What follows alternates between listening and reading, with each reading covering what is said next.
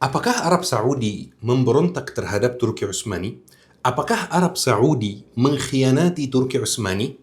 Kemarin teman-teman, Ana dikirim sebuah video atau videonya ada di dalamnya seorang ustaz yang berusaha menjawab pertanyaan tersebut. Apakah Arab Saudi mengkhianati Turki Utsmani? Dan sepertinya beliau, Masya Allah, sangat mencintai Arab Saudi.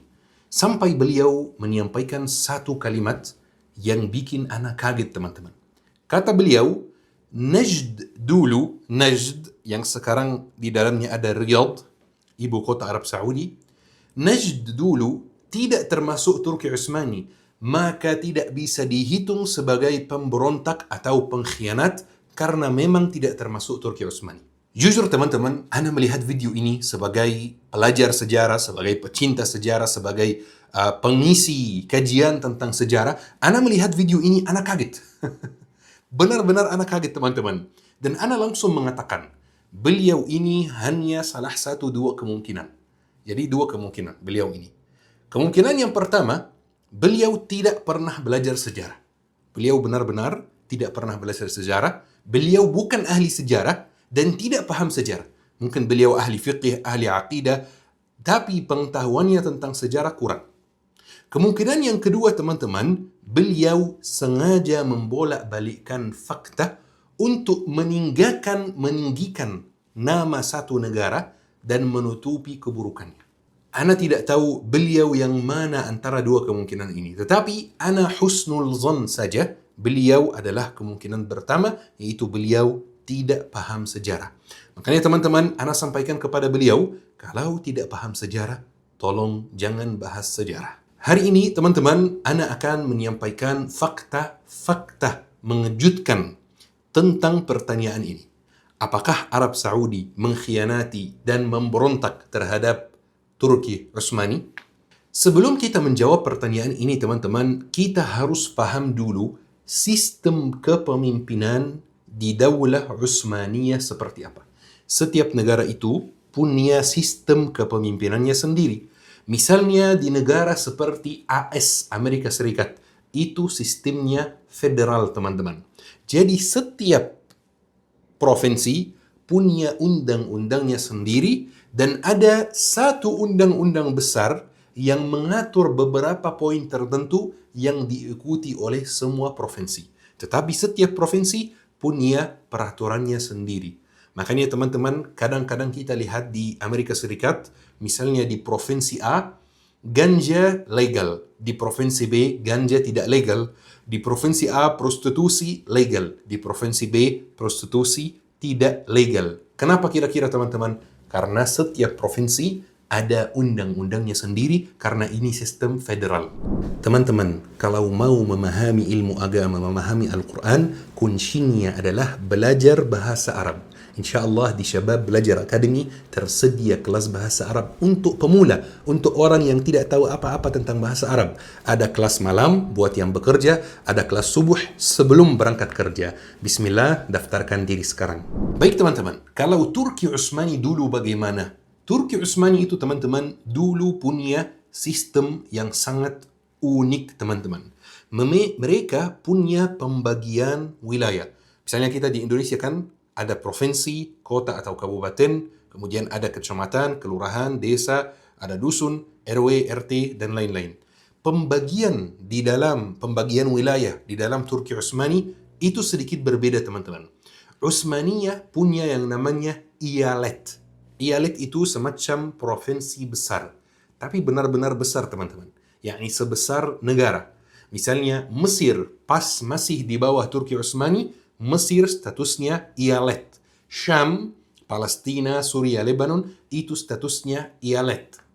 Jadi bisa dikatakan iyalet itu provinsi besar. Kemudian ada yang namanya sanjak teman-teman. Sanjak itu kabupaten besar. Jadi kabupaten tetapi benar-benar besar. Mungkin seukuran atau seluas provinsi di zaman kita. Kemudian di bawahnya lagi ada yang namanya qaza. Qaza itu semacam kecamatan, tetapi kecamatan besar juga. Mungkin seluas kota di zaman kita ini. Kemudian di bawahnya lagi ada nahi. Nahi itu teman-teman semacam kelurahan besar. mungkin seluas 3 kecamatan di zaman kita ini. Kemudian di bawah Nahi itu ada yang namanya qaryah atau ada yang namanya desa. Qaryah itu desa. Itu teman-teman pembagian wilayah di Turki Utsmani. Tetapi ada beberapa tempat di Turki Utsmani yang punya sistem khusus. Tidak termasuk pembagian yang kita sebutkan ini. Sistem khusus itu namanya Silkul Ma'muriyat. Ini sistem khusus di luar pembagian yang kita sebutkan itu. Silkul Ma'muriyat itu adalah tempat-tempat yang menurut Turki Utsmani tidak penting dikuasai secara langsung oleh Utsmani. Mereka tidak melantik lurah, camat, wali kota atau gubernur dengan istilah zaman kita. Mereka tidak melantik secara langsung teman-teman. Tetapi tempatnya masih di bawah Turki Utsmani.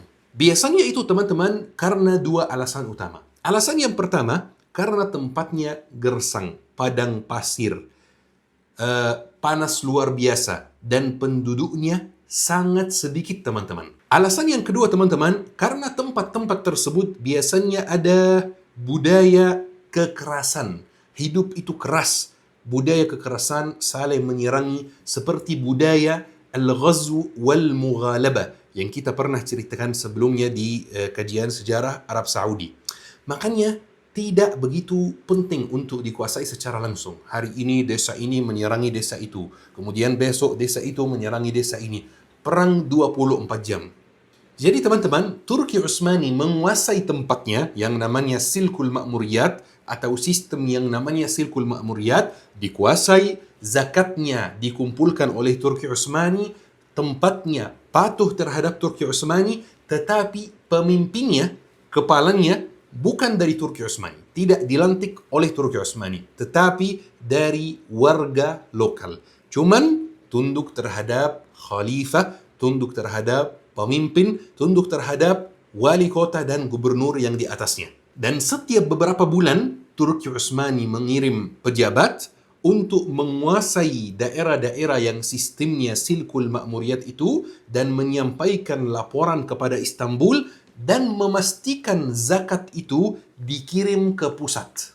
Salah satu tempat yang masuk Silkul Ma'muriyat adalah Najd, teman-teman. Najd itu di mana? Najd itu di Arab Saudi. Arab Saudi sekarang itu ada timurnya itu Najd, baratnya itu Hijaz. Hijaz itu Makkah, Madinah, Jeddah dan lain-lain. Najd itu yang sekarang ada Riyadh dan lain-lain. Bahkan dulu Raja Arab Saudi itu namanya bukan Raja Arab Saudi. Namanya apa? Namanya Malik Najd wal Hijaz. Raja Najd dan Hijaz. Baik teman-teman, kita lanjut. Jadi salah satu tempat yang patuh terhadap Utsmani yaitu Najd, tetapi pemimpinnya itu pemimpin lokal. Jadi ibarat otonomi kecil teman-teman. Baik, buktinya apa Syekh? Ana hari ini teman-teman memberi bukti yang luar biasa, yang mungkin akan mengejutkan teman-teman. Ana memberi bukti surat-surat yang dulu dikirim oleh Turki Utsmani kepada keluarga Al-Saud di Najd sebagai pemimpin yang diwakilkan oleh Turki Utsmani, sebagai pemimpin yang patuh terhadap Turki Utsmani. Surat pertama ini yang kita akan baca bersama yang akan mengejutkan teman-teman dikirim kepada Faisal bin Al-Saud oleh salah satu menteri di Turki Utsmani, mengomel dia dan memarahi dia dan menyalahkan dia karena Faisal bin Saud mengumpulkan zakat secara paksa dari wilayah-wilayah yang tidak di bawah kepemimpinannya dan tidak mau mengirim zakatnya ke pusat. Coba teman-teman kita baca bersama. وَقَدْ بَلَغَنَا أَيْضًا أَنَّكَ طَلَبْتَ ذَكَاةَ عُتَيْبَةَ الملحقين بحكومة الحرمين. Kami menerima kabar bahwa engkau minta zakat dan minta ghanimah dari Utaibah yang sebenarnya di bawah pemerintahan Haramain. فما عرفنا هذا الطلب لأي سبب كان. Kami tidak mengetahui apa alasan permintaan yang aneh itu. فظهر منك تمادية حيث وقع منك بخبر غير استئذان. Dan tampaknya hal tersebut adalah tindakan yang dilakukan secara berlebihan dari kamu. Karena engkau melakukannya tanpa izin ataupun pemberitahuan terlebih dahulu. وكان الواجب عليك إذا كان أحد استحال يقرب مأموريتك في ظرف هذه المدة تصير المخاطبة منك لهم ولحاضر دولتنا صاحب الدولة والي جدة. Seharusnya yang engkau lakukan adalah jika ada seorang yang sulit untuk mendekati para petugasmu dalam masa waktu tertentu, maka hendaknya engkau sendiri yang berkomunikasi kepada mereka dan memberi kabar, memberi surat kepada pemerintah kami, pemilik otoritas negara yang memiliki kedudukan yang mulia, yaitu Gubernur Jeddah yang di bawah Turki Utsmani. فإن صدر لك الأمر بتحصيل زكاتهم السائرة فتجمعها منهم وتحاسب عليها خزانة جدة العامرة ويكون ذلك خلال المطلوب منك سنويا من الإيراد على حسب الأصول والقانون المعتاد وإلا تخفف عند حدك وتبدل في مراضي الدولة. Jika memang ada perintah yang dikeluarkan kepadamu untuk mengumpulkan zakat mereka yang masih berjalan, maka kumpulkanlah dari mereka, kemudian serahkan zakatnya kepada kementerian yang berwenang, yaitu maksudnya di sini Kementerian Gubernur Jeddah. Dan hal itu akan dihitung sebagai bagian dari kewajibanmu terhadap negara, sesuai dengan aturan dan undang-undang yang berlaku. Jika tidak, maka engkau akan diberi peringatan dan posisimu dapat diganti sesuai kebijakan negara. Lihat teman-teman, Turki Utsmani mengancam Faisal bin Al Saud, jika Anda tidak patuh terhadap perintah negara, Anda akan diganti. Jadi, ustaz yang mengatakan bahwa Turki Utsmani itu tidak pernah menguasai Saudi dan tidak pernah menguasai Najd, itu belajarnya dari mana? Sumbernya dari mana? Kemudian teman-teman, ada bukti yang jauh lebih jelas, jauh lebih kuat, jauh lebih mengejutkan. Perhatikan bukti ini bersama teman-teman. Ini surat yang dikirim oleh salah satu wazir Utsmani kepada Turki bin Faisal, menegur dia karena dia tidak patuh terhadap waliul amr. Menegur dia kenapa? Biar kita lihat bersama. Ana langsung baca bahasa Indonesianya saja teman-teman. Kepada para amir dengan penuh penghormatan, Syekh Faisal bin Turki As-Saud, semoga Allah menjaganya dan membimbingnya. Keselamatan, rahmat Allah dan keberkahannya semoga tercurahkan kepada Anda. Tidak tersembunyi bagi kami, perhatikan teman-teman, tidak tersembunyi bagi kami kabar yang sampai kepada kami bahwa Anda telah mengirim surat-surat kepada beberapa masyayikh di kalangan Arab yang meminta mereka untuk menghadap kepada Anda dan memperbaharui bayat Islam dan bayat ulang atas keimanan. Hal tersebut sungguh merupakan sesuatu yang sangat mengherankan bagi kami. Jadi ceritanya teman-teman, seperti yang kami sampaikan sebelumnya di kajian sejarah Arab Saudi, di mana kami diserangi, dihina, dan dituduh berdusta. Dulu teman-teman, ketika Syekh Muhammad bin Abdul Wahhab dan keturunannya berkolaborasi dengan Al Saud dan keturunannya, mereka itu mulai mengirim surat-surat kepada desa-desa yang di luar Najd, memerintahkan mereka bahwa mereka harus datang ke tempatnya dan bayat ulang atas Islam. Bukan bayat masuk organisasi misalnya, bukan. Bayat ulang atas Islam dan syahadat kembali. Karena menurut Syekh Muhammad Abdul Wahhab dan menurut Al Saud, Turki Utsmani itu sufi sesat yang tidak bisa menjadi waliul amr, teman-teman. Islamnya tidak lurus. Dan Saudi waktu itu mengklaim bahwa dirinya adalah kelompok yang paling lurus, paling murni keislamannya, sesuai sunnah Rasulullah, sesuai ajaran salafus salih.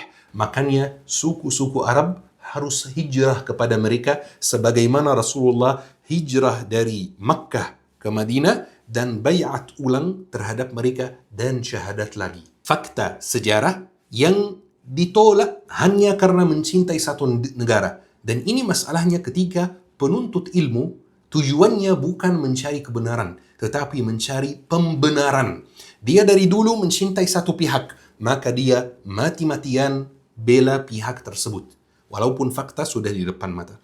Taib, ayo kita lanjut baca bersama. Sebab tidaklah tersembunyi bahwa setiap mukmin baik dari kalangan non-Arab maupun yang Arab, Allah Subhanahu wa taala telah menyempurnakan baginya agama, menegakkan syiar-syiarnya dan menegaskan syariat Nabi Muhammad dan para rasul.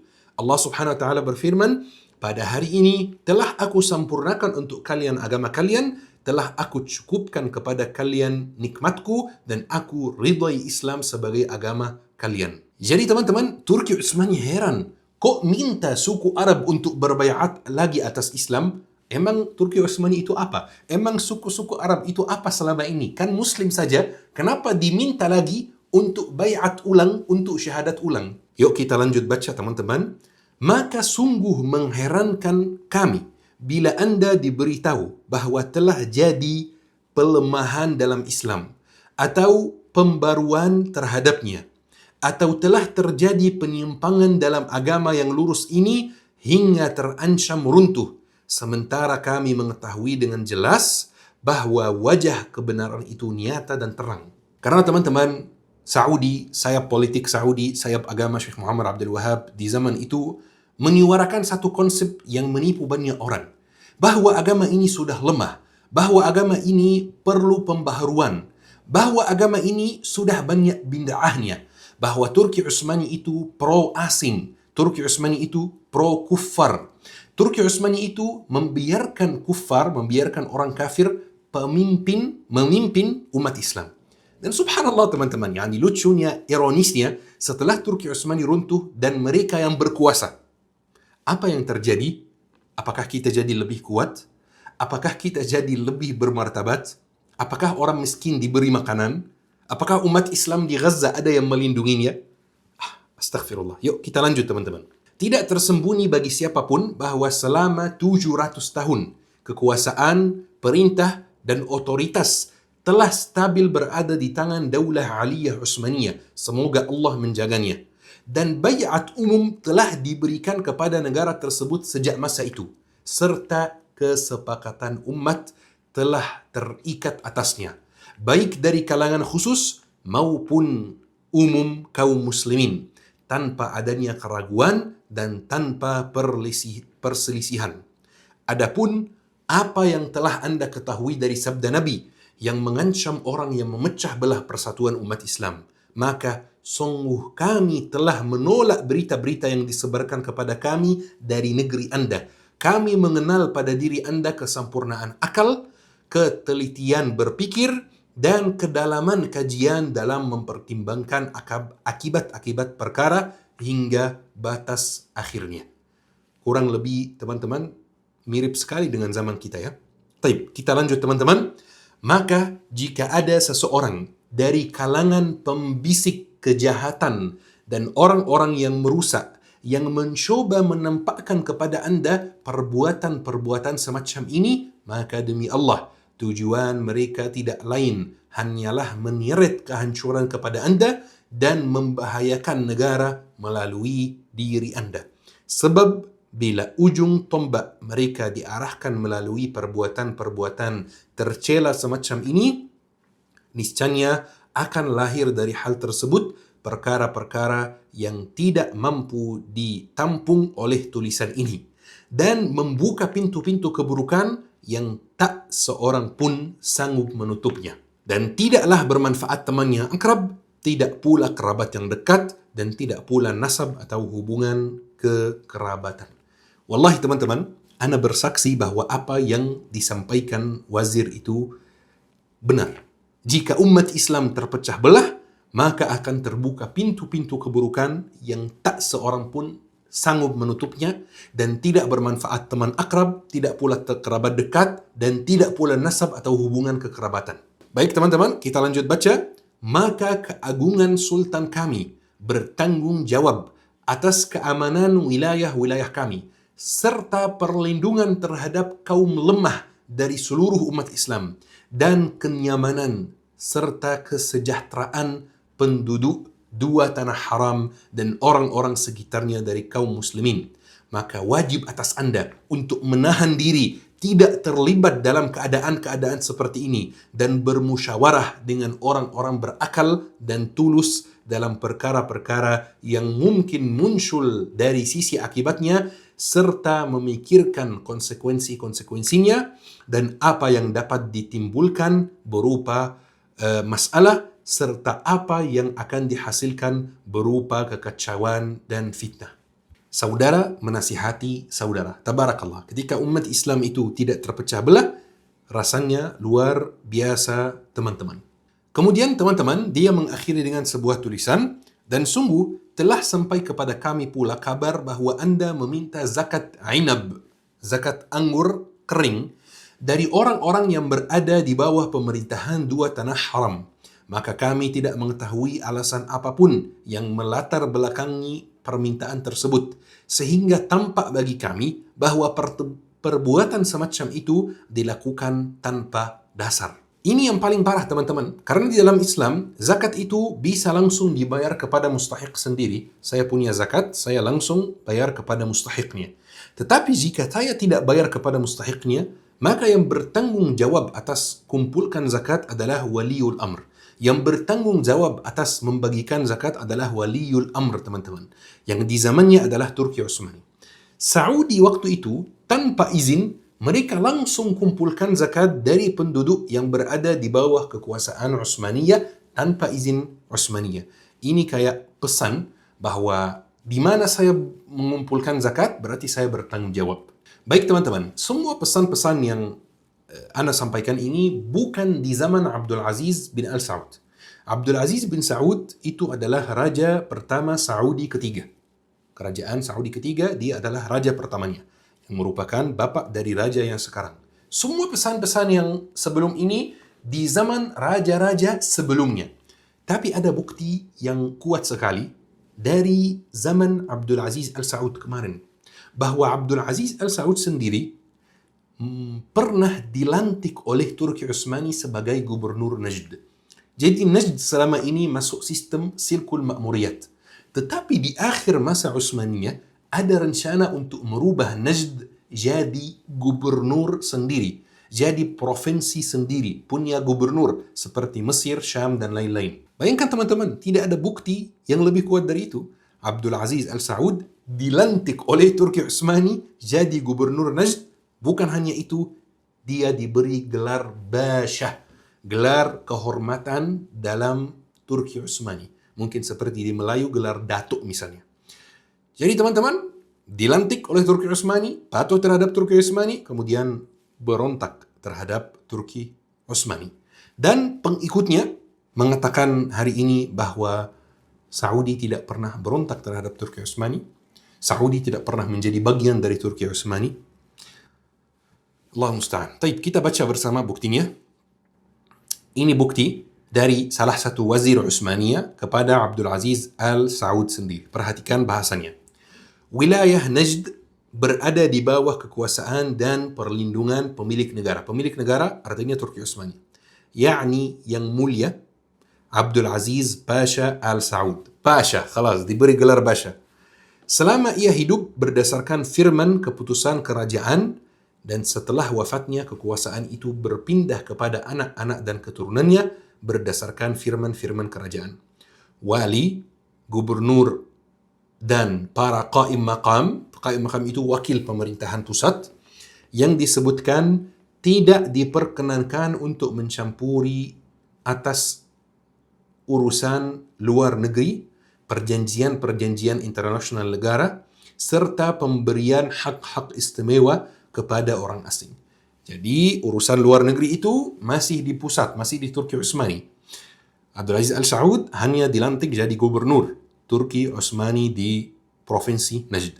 Tapi sayangnya janji dan bayat kepemimpinan Saudi terhadap Turki Utsmani dikhianati oleh Saudi dan oleh Syarif Hussein juga. Yani saya tidak pilih-pilih, semuanya bersalah. Dan mereka bersekutu dengan Inggris dan menjadi salah satu sebab utama runtuhnya Turki Utsmani. Teman-teman, Ana sudah menyampaikan beberapa bukti yang tidak bisa dibantahkan, bukti langsung dari sejarah surat-surat Utsmani kepada Saudi. Tetapi ana mau mengakhiri kajian hari ini dengan satu cerita yang singkat sekali teman-teman. Dulu teman-teman, ada satu bangsa yang namanya Mongol. Mereka masih ada sampai hari ini tapi tidak kuat. Dulu mereka itu kuat sekali. Dulu mereka itu menyerangi Islam. Sampai mereka menghancurkan ibu kota Abbasiyah, Baghdad. Dan bisa dikatakan mereka menghancurkan khilafah Abbasiyah di Baghdad. Kemudian teman-teman, di kemudian hari, beberapa orang Mongol itu masuk Islam. Jadi mereka berubah jadi pasukan Muslim, kerajaan Muslim. Banyak yang senang bahwa Islam mulai tersebar antara Mongol yang dulunya memusuhi Islam. Kemudian tiba-tiba pemimpin Mongol itu namanya Mahmud Ghazan datang untuk menakluk negeri Syam. Itu agak aneh karena dia Muslim dan negeri Syam itu Muslim juga. Kenapa dia ingin menyerangi negara Muslim juga? Dia datang ke negeri Syam dan mengatakan, saya Muslim, dia Muslim. Tetapi saya lebih kuat dari dia, maka saya yang lebih berhak menjadi pemimpin. Dan jujur teman-teman, klaim tersebut bikin beberapa dari umat Islam itu bingung. Ada yang masih bilang kayak gini, ya betul, dia kan juga Muslim, dia kan lebih kuat, tentaranya lebih besar, berarti dia yang berhak menjadi pemimpin. Kebetulan teman-teman, Imam Ibn Taymiyah hidup sezaman dengan peristiwa ini. Imam Ibn Taymiyah tolak Mongol dengan keras. Imam Ibn Taymiyah bekerja sama dengan dinasti Mamluk yang menguasai Syam waktu itu. Walaupun kalau kita perhatikan, Imam Ibn Taymiyah itu sebelum perang tersebut, Imam Ibn Taymiyah selalu mengkritik dinasti Mamluk. Kenapa? Tidak sependapat. Dinasti Mamluk itu arahnya ke Sufi, Imam Ibn Taymiyah beda arah.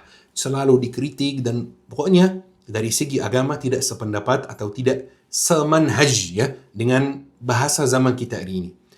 Harusnya Imam Ibn Taymiyah itu senang dengan kedatangan Mahmud Ghazan itu. Kenapa? Muslim, terus Imam Ibn Taymiyah bisa dominasi dia, Imam Ibn Taymiyah bisa buat kesepakatan dengan dia. Kalau kamu masuk Syam, masuk Mesir, kamu janji bahwa mazhab atau manhaj resmi negara adalah manhaj kami. Bukan manhaj Mamluk yang ahlu bid'ah itu, Mamluk yang sesat itu.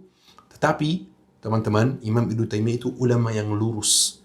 Walaupun Imam Ibn Taymiyah tidak sependapat dengan dinasti Mamluk, Imam Ibn Taymiyah bekerja sama dengan dinasti Mamluk untuk menghalangi Mahmud Ghazan itu yang dari Mongol untuk masuk negara Islam. Dan ketika Imam Ibn Taymiyah itu ditanya tentang Mahmud Ghazan dan klaimnya bahwa dia karena Muslim, dia berhak memimpin Syam, maka Imam Ibn Taymiyah itu mengucapkan satu kalimat emas yang perlu kita renungkan dengan tenang. Kata Imam Ibn Taymiyah, bal haula'i humul khawarij, lianna haula' قالوا أنهم أحق بإقامة الحق من عامة المسلمون.